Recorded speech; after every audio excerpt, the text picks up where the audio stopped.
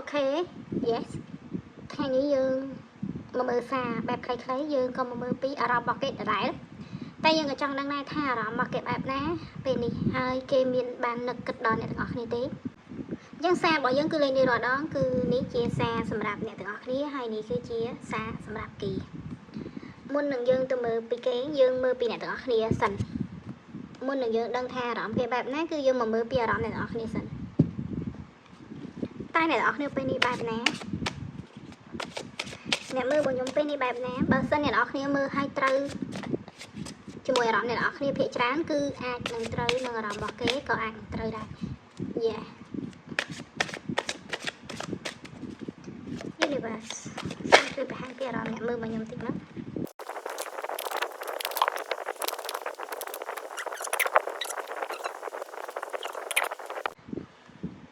Yesមើលទៅអ្នកទាំងអស់គ្នាជាមនុស្សម្នាក់ដែលពោពេញទៅដោយមនោសញ្ចេតនាគួរសមជាអារម្មណ៍មួយដែលជាមនុស្សដែលរបៀបថាបកកាយគិតស្មើស្មៃអីច្រើនមិនថាស្មើស្មៃហ្នឹងភ្លេចខ្លួនឯងនេះគឺគឺជាមនុស្សដែលមានបំណងប្រាថ្នាច្រើនមានការស្មើស្មៃចង់បាននេះបាននោះគឺជាមនុស្សដែលមានគោលដៅរបស់ខ្លួនឯងគោលដៅពិតប្រាកដរបស់ខ្លួនឯងអ្នកទាំងអស់គ្នាគឺជាស្ថានភាពពេលនេះគឺរបៀបថាគិតពីគោលដៅចង់ឲ្យគោលដៅរបស់ខ្លួនឯងហ្នឹងបានសម្រេចហើយបួងសួងឲ្យអ្វីដែលអ្នកគ្នាបានធ្វើទៅហ្នឹងវាត្រឡប់មកដូចអ្វីដែលគ្នាប៉ងប្រាថ្នាប៉ុន្តែអ្នកទាំងអស់គ្នាបែរជាបានបោះបង់នៅអារម្មណ៍មួយចំនួនដែលអ្នកទាំងអស់គ្នាបានបោះបង់វាអត់ដឹងថាជាអារម្មណ៍អីគឺមានអារម្មណ៍ថាអ្នកនរគ្នាបានទុកអារម្មណ៍មួយចំនួនចោលគឺអ្នកនរគ្នាអត់សូវក្បែកខ្វល់រឿងមួយយ៉ាងគឺរបៀបថាអ្នកនរគ្នាផ្លេចវាចោលអញ្ចឹងណាហើយអ្នកនរគ្នាក៏ជាមនុស្សម្នាក់ដែលស្ងប់ស្ងាត់គួរសមមិនសូវជាបង្ហាញពីចរិតពិតប្រាកដរបស់អ្នកនរគ្នាទៅកាន់អ្នកណាម្នាក់ទេអ្នកនរគ្នាធ្វើរឿងអីមួយគឺតែងតែគិតច្បាស់លាស់មែនទែនជាមនុស្សម្នាក់ដែលមានភាពជឿជាក់លើខ្លួនឯងខ្លាំងគួរសមអានេះសម្រាប់អ្នកទាំងអស់គ្នាអត់ដឹងថាអារម្មណ៍អ្នកនរគ្នាបានបោះបង់ចោលនឹងជាអារម្មណ៍បែបណាគឺមានអារម្មណ៍ថាអ្នកនរគ្នាពេលខ្លះអត់សូវគិតអញ្ញាច្រើនជាមួយនឹងមនោចេតនាពេកទេទោះបីមានមនោចេតនាមិនក៏ដោយបើមនុស្សណាដែលធ្វើអ្នកនរគ្នាស្បែកចិត្តអ្នកនរគ្នារាប់អីចឹងទៅបើអ្នកណាធ្វើឲ្យអ្នកនរគ្នាអត់ស្បែកចិត្តអ្នកនរគ្នាអត់ខ្វល់មួយគេដែរគឺបែបអញ្ចឹងពេលខ្លះមានអារម្មណ៍ថាអ្នកនរគ្នាអាចនឹងងាយនឹងបោះបង់ចោលនៅតំណែងឬក៏សម្ព័ន្ធភាពជាមួយអ្នកណាម្នាក់បើសិនតែគេម្នាក់ហ្នឹងអត់សូវល្អមួយអ្នកនរគ្នាគឺអ្នកនរគ្នានឹងដើរចេញពីម្នាក់ហ្នឹងហើយគឺចង់និយាយចឹងហើយអ្នកនរគ្នាជាមនុស្សដែលស្គាល់ខ្លួនឯងច្បាស់ចឹងហើយអ្នកនរគ្នាមុនធ្វើអីមួយអ្នកនរគ្នាមានភាពជឿជាក់លើខ្លួនឯងមានភាពច្បាស់លាស់ខ្លាំងគួរសមយេឥឡូវយើងមកមើលតិចមើលអានេះជាអ្វីដែលជាអ្នកទាំងអស់គ្នាបើអ្នកទាំងអស់គ្នាជាមនុស្សបែបអញ្ចឹងក៏អូខេឥឡូវយើងមកមើលថាតើអ្នកនរគ្នាហ្នឹងមានតំណែងអីជាមួយមនុស្សដែលអ្នកនរគ្នាកំពុងគិតវ៉ាវមានតំណែងអីជាមួយមនុស្សដែលអ្នកនរគ្នាកំពុងគិត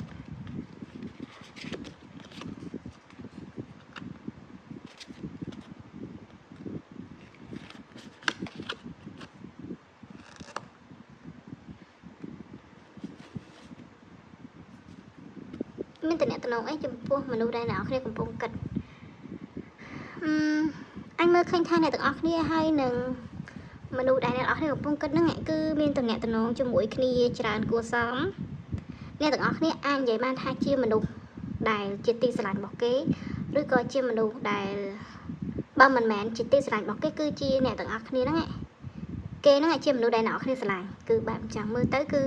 ជាអារម្មណ៍មួយដែលអ្នកទាំងអស់គ្នាស្រឡាញ់យកចិត្តទុកដាក់ហើយមានសម្ព័ន្ធភាពជាមួយ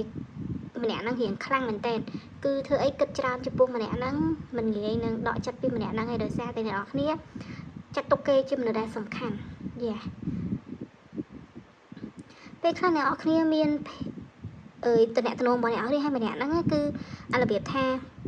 មានទុកជាមួយគ្នាសុកជាមួយគ្នារបៀបថារួមសុខរួមទុកជាមួយគ្នាអញ្ចឹងហើយទៅធ្វើឲ្យអ្នកទាំងអស់គ្នាហ្នឹងរៀងស្រឡាញ់គេរៀងមានរបៀបថាមានការពាក់ព័ន្ធជាមួយម្នាក់ហ្នឹងច្រើនគិតដល់ម្នាក់ហ្នឹងច្រើនព្រោះម្នាក់ហ្នឹង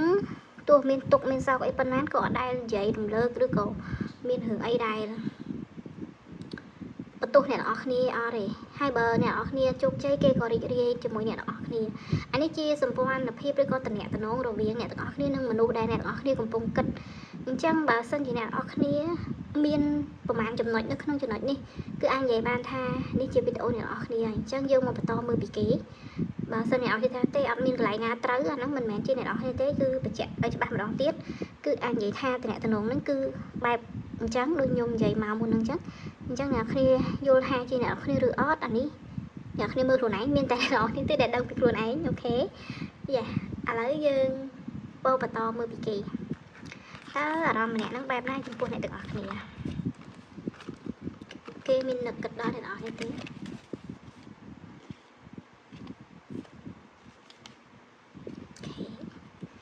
យូនីវ៉ាសូមជួយថាតិចមកមុននឹងទៅមើលអារម្មណ៍របស់គេសូមមើលពីថាមកពលរបស់មនុស្សម្នាក់ហ្នឹងបែបណាឡើយនេះ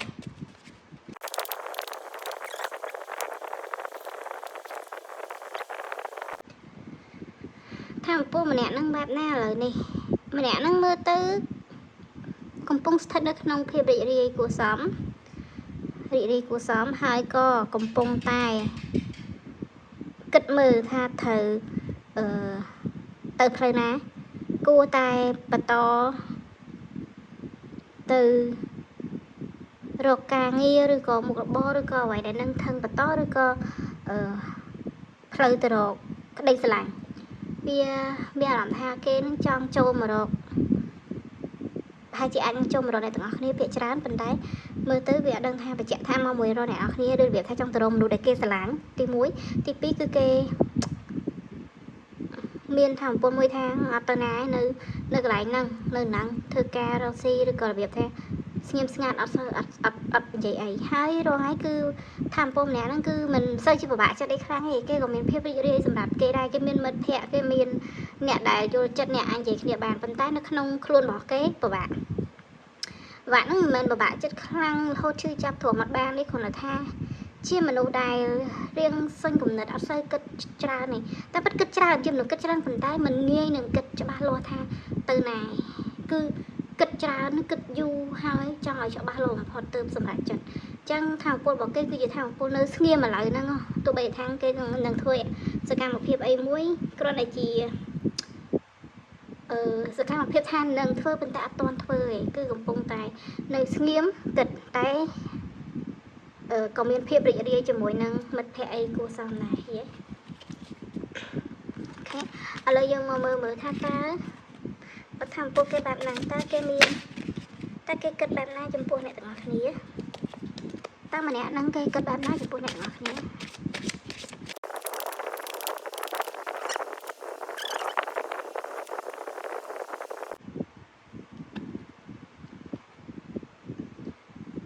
ចំពោះគេគឺគេមានការគិតចង់អាចនឹងថាចង់មករកអ្នកទាំងអស់គ្នាភាគច្រើនការគិតរបស់គេអត់ខុសពីអ្នកទាំងអស់គ្នាមកនេះ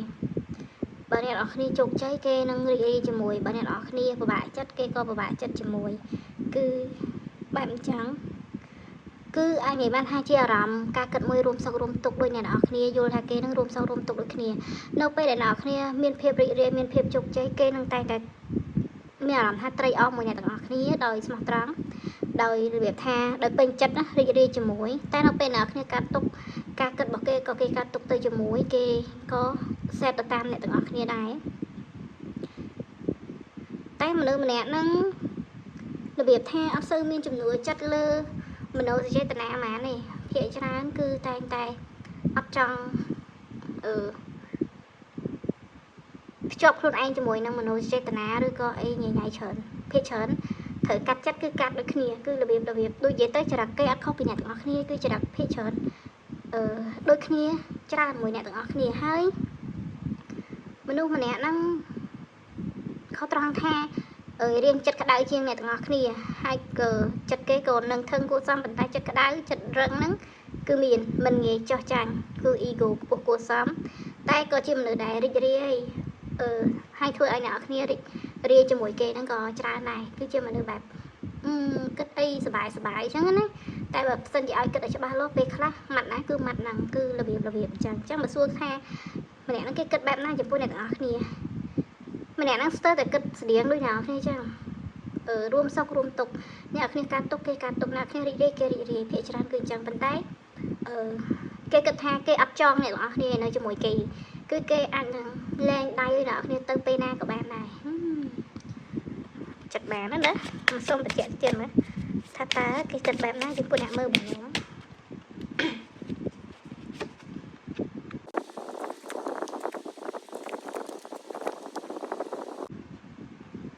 ហ្នឹងហើយអ្នកទាំងអស់គ្នាការគិតរបស់គេគឺអត់ខុសមួយអ្នកទាំងអស់គ្នាហ្មងនេះគេអត់ចង់ឲ្យខ្លួនគេឈឺចាប់ច្រើនប្រហែលនេះអញ្ចឹងគេអាចព្រមលែងដៃឲ្យអ្នកគ្នាបានគ្រប់ពេលការគិតរបស់គេគឺបើអ្នកគ្នារីករាយគឺគេនឹងរីករាយជាមនុស្សម្នាក់ដែលនៅក្បែរអ្នកទាំងអស់គ្នាអាចរីករាយជាមួយអ្នកគ្នាអាចធ្វើខ្លួនសប្បាយចិត្តមួយអ្នកទាំងអស់គ្នាបើអ្នកគ្នាត្រូវការគេរីករាយហើយម្នាក់ហ្នឹងគឺនៅពេលអ្នកគ្នាកាត់ទុកគេតែងតែកាត់ទុកប៉ុន្តែគេហ្នឹងអាចបានផ្ដល់នៅអារម្មណ៍រីករាយឬក្តីសង្ឃឹមមកឲ្យអ្នកនរគ្នារហូតចឹងធ្វើឲ្យអ្នកនរគ្នានឹងអត់សូវកាត់ទុកខ្លាំងទេព្រោះគេក៏ផ្ដល់អ្នកគ្នាមនុស្សម្នាក់ហ្នឹងគេតែងតែជឿជាក់លើខ្លួនគេថាគេនឹងមិនចង់អ្នកនរគ្នាហ្នឹងគេជឿជាក់ថាគេអត់ចង់ទេគេនឹងអាចលែងដៃអ្នកនរគ្នាទៅបានគេអត់ចង់អ្នកនរគ្នាបារម្ភហើយគេក៏អត់ចង់ឲ្យខ្លួនគេត្រូវខកចិត្តទៅថ្ងៃមុខដែរបើថ្ងៃណាមួយអ្នកទាំងអស់គ្នានឹងមានអារម្មណ៍ថាអត់ចូលចិត្តគេឬក៏អ្នកគ្នាអស់ដូចទុកគេគ្រាន់តែជាមិត្តភក្តិធម្មតាអីក៏គេអត់ចង់ឲ្យខ្លួនឯងខកចិត្តដែរគឺចឹងហើយទៅគេអត់បង្ខំឲ្យអារម្មណ៍របស់គេនឹងវាលើសពីការឈឺឆ្អាលធម្មតាពេលខ្លះឈឺឆ្អាលធម្មតាជាមិត្តក៏បានជាសង្សារក៏បានអញ្ចឹងណាវាមើលទៅជាស្ថានភាពមួយដែលមើលសកម្មភាពឃើញថាច្បាស់ដូចយកចិត្តទុកដាក់ដូចបារម្ភអញ្ចឹងប៉ុន្តែដល់ពេលក្តីស្រឡាញ់វាអត់ទាន់បញ្ជាក់ថាស្រឡាញ់មែនតើនេះគឺរបៀបអញ្ចឹងវាជាមនុស្សដែលថារួមសុខរួមទុក្ខប៉ុន្តែក៏មិនមែនថាមិនអនុញ្ញាតឲ្យទៅបើអ្នកនរគ្នាមានណាគេដែលល្អជាងគេគឺអ្នកនរគ្នាអាចចាក់ចេញពីគេបានគ្រប់ពេលអានេះការគិតរបស់គេឥឡូវយើងមើលពីអារម្មណ៍ពិតប្រាកដរបស់ម្នាក់ហ្នឹងតើម្នាក់ហ្នឹងមានអារម្មណ៍បែបណាចំពោះអ្នកនរគ្នាតើអារម្មណ៍របស់គេហ្នឹងបែបណាចំពោះអ្នកមើលរបស់ខ្ញុំតែអារម្មណ៍របស់គេបែបណាចំពោះអ្នកមើលរបស់ខ្ញុំ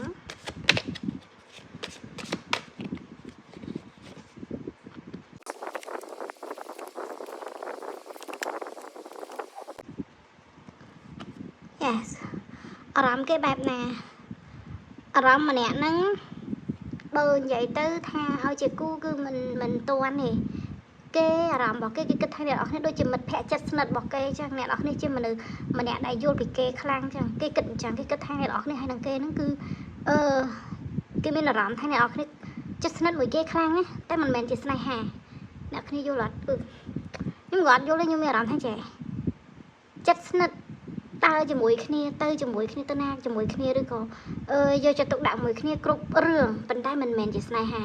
មិនមែនជាការស្រឡាញ់អានេះជាអារម្មណ៍របស់គេគឺមានន័យថាបើឲ្យគេនិយាយថាស្រឡាញ់មួយអ្នកនរគ្នាគេនឹងមិនគេយល់ថាអារម្មណ៍របស់គេគឺអត់មានទេប៉ុន្តែបើសួរថាចុះគិតមិនចំពោះអ្នកនរគ្នាគេយល់ថាអ្នកនរគ្នាជាមនុស្សម្នាក់ដែលចិត្តស្និទ្ធមួយគេមនុស្សម្នាក់ដែលត្រូវជាមួយគេដើរជាមួយគេត្រូវធ្វើអីគឺត្រូវគ្នាចង់និយាយចឹងវា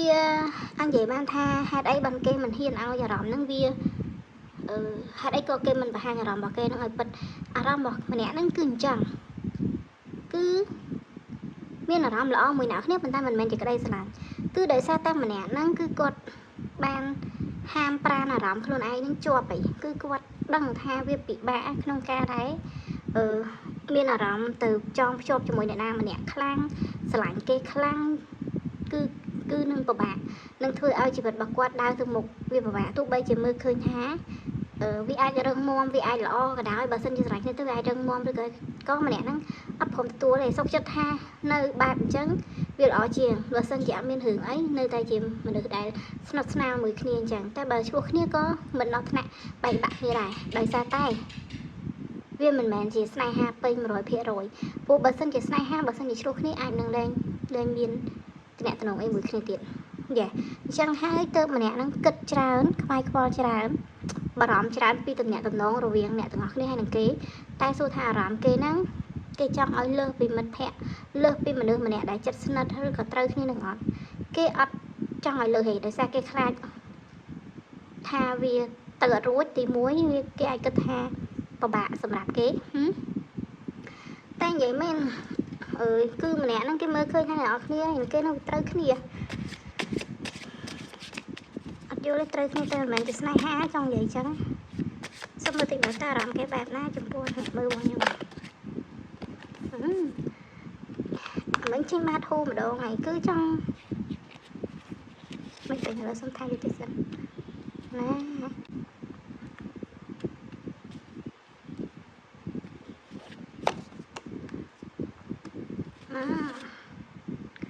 អូខេហ្នឹងហើយអ្នកទាំងអស់គ្នាជាអារម្មណ៍បែបហ្នឹងពិតមែនគឺជាអារម្មណ៍មនុស្សម្នាក់ដែលខ្លាចខកចិត្តខ្លាចនិយាយចេញទៅអ្នកទាំងអស់គ្នាអត់ទទួលយកខកចិត្តយ៉ាងគេអត់ចង់ខកចិត្តទេ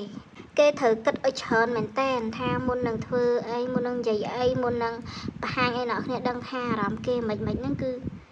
គេត្រូវគិតមែនតើប៉ុន្តែអារម្មណ៍របស់គេហ្មងមិនមែនដូចថាគេមានអារម្មណ៍ឲ្យគេអត់ហ៊ាននិយាយមិនមែនទេគឺមនុស្សម្នាក់ហ្នឹងគឺអារម្មណ៍របស់គេតែប៉ុណ្ណឹងវាអត់លើសពីប៉ុណ្ណឹងចង់និយាយចឹងឲ្យស្រឡាញ់ខ្លាំងយ៉ាងហ្នឹងឬក៏យកចិត្តចង់ថាធ្វើអីឲ្យខ្លាំងយ៉ាងហ្នឹងអត់ទេអារម្មណ៍គេមានតែប៉ុណ្ណឹងដោយសារតែគេហាមគេខាំខ្លួនឯងតាំងពីក្នុងអារម្មណ៍ហ្នឹងមកអញ្ចឹងនិយាយចេញមកទៀតក៏វាអត់ផ្លាស់ប្ដូរសម្រាប់គេគឺគេខ្លួនឯងទៅអត់រួចគេបានត្រឹមតែប៉ុណ្ណឹងត្រឹមថាភាពស្និទ្ធស្នាលមួយគ្នាដូចចិត្តស្និទ្ធត្រូវគ្នាហ្នឹងអូខេហើយគឺម្នាក់ហ្នឹងក៏ដូចជាគិតច្រើនណារាល់ពេលធ្វើអីមួយគឺគិតច្រើនសិញ្ចឹងគិតថាគួរតែធ្វើមិនទៀតអីមិនទៀតពេលខ្លះគេក៏មានការផ្លាស់ប្ដូរដែរគេក៏ចង់ផ្លាស់ប្ដូរដែរគេក៏ត្រូវការផ្លាស់ប្ដូរខ្លួនឯងដែរព្រោះម្នាក់ហ្នឹងចង់ស្វែងយល់អីឲ្យបានច្រើនជាងហ្នឹងទៀតអារម្មណ៍របស់គេគឺគេចង់ផ្លាស់ប្ដូរដែរប៉ុន្តែគេមុននឹងគេផ្លាស់ប្ដូរគេត្រូវយល់ដឹងឲ្យបានច្រើនជាងហ្នឹងត្រូវដឹងពីនេះដឹងពីនោះត្រូវជឿជាក់បានថានៅពេលគេផ្លាស់ប្ដូរទៅអ្វីដែលគេត្រូវការហ្នឹងនឹងមករកគេហ្មងណាចង់និយាយចឹងអូខេអានេះជាអារម្មណ៍របស់គេទោះបីបើកមិនក៏ខ្ញុំនៅតែមើលថាអារម្មណ៍របស់គេដូច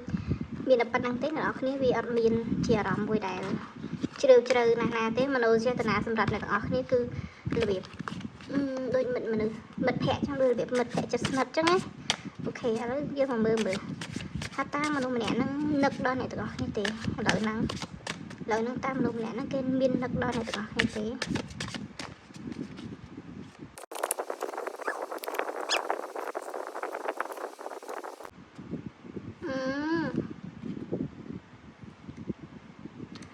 ដល់ពេលសួរថាតើម្នាក់ហ្នឹងនឹកដល់អ្នកទាំងអស់គ្នាទេគឺនឹកគិតដល់ប៉ុន្តែដូចនិយាយចឹងគឺម្នាក់ហ្នឹងគឺគាត់នឹងមានអារម្មណ៍ថាខកចិត្តខកបំណងខ្លួនឯងពេលខ្លះមានអារម្មណ៍ថាសោកស្ដាយដែលអត់បានបង្ហាញក្តីស្រឡាញ់ឬក៏អាចលើសពីហ្នឹងព្រោះមើលទៅមនុស្សម្នាក់ហ្នឹងហាមខ្លួនឯងជាប់រហូតអត់ឲ្យខ្លួនឯងហ្នឹងត្រូវផ្លាស់ប្ដូរត្រូវដើរចេញត្រូវបង្ហាញថាខ្ញុំស្រឡាញ់អ្នកឬក៏ខ្ញុំមានអីអ្នកឯងជាគូឬក៏មិនអីអញ្ចឹងហើយទៅអារម្មណ៍របស់គេចេះហាមឃាត់ជាប់តែគឺថាគេនឹកអ្នកនរគ្នាទេនៅពេលដែលគេបែកពីអ្នកទាំងអស់គ្នានៅពេលឃ្លាតឆ្ងាយពីអ្នកនរគ្នាគេនឹកហើយគេមានអារម្មណ៍ថាស្ដាយបើសិនជានៅមួយអ្នកគ្នាធ្វើអ្នកគ្នារីករាយជាងនឹងល្អអីអញ្ចឹងគឺនឹកហើយពេលខ្លះចង់មករកអ្នកទាំងអស់គ្នាចង់និយាយគ្នាអីអញ្ចឹងទៅចង់ជួបអីចឹងទៅវាជាអារម្មណ៍មួយដែលពិបាកនឹងនិយាយខ្ញុំមិនដឹងថាគួរតែនិយាយបែបម៉េចគឺវាជាតំណែងអាចនិយាយបានថាស្និទ្ធស្នាលមួយគ្នាដឹងពីគ្នាគ្រប់រឿងអញ្ចឹងទៅពេលបែកឆ្ងាយឬក៏ត្រូវទៅណាមួយគឺនឹកនឹងបារម្ភពីអ្នកទាំងអស់គ្នាអីចឹងណាអូខេឥឡូវសុំបន្តិចទៀតមើល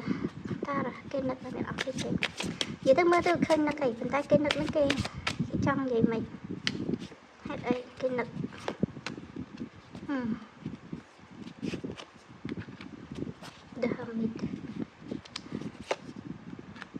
កាក់នេះមិញនៅបាត់ហូ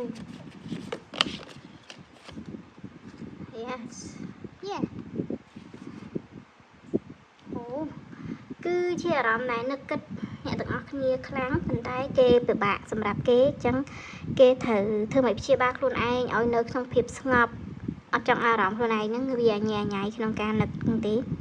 ម្នាក់ហ្នឹងគិតដល់ភាពរីករាយរវាងអ្នកទាំងអស់គ្នាហើយនឹងគេហេតុអីបានគេនឹកដោយសារតែនៅពេលដែលគេនៅជាមួយអ្នកនរគ្នាគេរីករាយគេសប្បាយចិត្តអ្នកនរគ្នាធ្វើគ្រប់យ៉ាងឲ្យគេមានអារម្មណ៍ថាមានក្តីសុខមានសុភមង្គលឬក៏មានភាពកក់ក្ដៅពេលនៅជាមួយអ្នកនរគ្នាយកចិត្តទុកដាក់អ្នកទាំងអស់គ្នាផ្ដល់ក្តីស្រឡាញ់ឲ្យគេធ្វើឲ្យគេរីករាយមែនតើអញ្ចឹងបើសិនឲ្យគេចាក់ចេញពីអ្នកនរគ្នាគេនឹងនិយាយពាក្យថានឹកអ្នកទាំងអស់គ្នាខ្លាំងនឹកហើយពិបាកនឹងធ្វើឲ្យចិត្តខ្លួនឯងស្ងប់នៅពេលនឹកគិតដល់អ្នកទាំងអស់គ្នាប៉ុន្តែសួរថានឹកហេតុអីបានអារម្មណ៍អត់មានស្រឡាញ់អ្នកនរគ្នាហេតុអីទុកអ្នកនរគ្នាតំនឹងចិត្តស្និទ្ធអានេះវាជាហេតុផលរបស់គេផ្សេងមួយទៀតព្រោះថាមើលចេញទៅទោះមើលយ៉ាងណាក៏ម្នាក់នឹងអត់ហ៊ានផ្លាស់ប្ដូរចិត្តខ្លួនឯងមកទោះបីចិត្តរបស់គេចង់ផ្លាស់ប្ដូរក៏គេត្រូវតែមើលខ្លួនឯងមើលអ្នកនរគ្នាច្រើនមែនតើស្វែងយល់ពីអ្នកនរគ្នាច្រើនបន្ថែមទៀតទើបគេហ៊ានផ្លាស់ប្ដូរប៉ុន្តែបើសួរឥឡូវសួរថាគេនឹកអ្នកនរគ្នាដោយសារតែដូចនិយាយចឹងគឺមានអីដែលត្រូវនិយាយគ្នាត្រូវធ្វើជាមួយគ្នាដើរជាមួយគ្នាច្រើនដល់គ្នាសុកគ្នាឆ្ងាយពីអ្នកនរគ្នាគឺនឹកខ្លាំងអូខេអញ្ចឹងសារសម្រាប់ថ្ងៃហ្នឹងមានតែប៉ុណ្្នឹងទេខ្ញុំក៏ដឹងថាត្រូវបន្ថែមមិនដែរសម្រាប់តំណអ្នកទាំងពីរមើលទៅជាអារម្មណ៍មួយដែលប្លែកជាការគិតមួយដែលប្លែកពីអត់ដែរជួបប្រទេសដែរព្រោះអីមើលឃើញដូចនិយាយចឹងឃើញល្អមួយគ្នាស្និទ្ធស្នាលខ្លោហេតុអីមិនមែនជាក្តីស្រឡាញ់ហេតុអីមិនមែនជាស្នេហាអានេះវាជាធម៌ពលមួយបែបថាមិត្តវាលើសពីមិត្តប៉ុន្តែវាមិនមែនជាស្នេហាខ្ញុំជឿថាអ្នកនរគ្នានឹងយល់ពាក្យហ្នឹងវាលើសពីមិត្តប៉ុន្តែមិនមែនជាស្នេហាអូខេអញ្ចឹងសង្ឃឹមថាអ្នកទាំងអស់គ្នានឹងយល់ហើយសង្ឃឹមថាសារនេះនឹងបានទៅដល់មនុស្សដែលជាអ្នកដែលត្រូវដឹងត្រូវលើសារមួយនេះជូនពរឲ្យមានសុខភាពល្អនិងរីករាយទាំងអស់គ្នាអរគុណច្រើនដែលអ្នកនរគ្នាគាំទ្រវីដេអូមួយនេះអរគុណ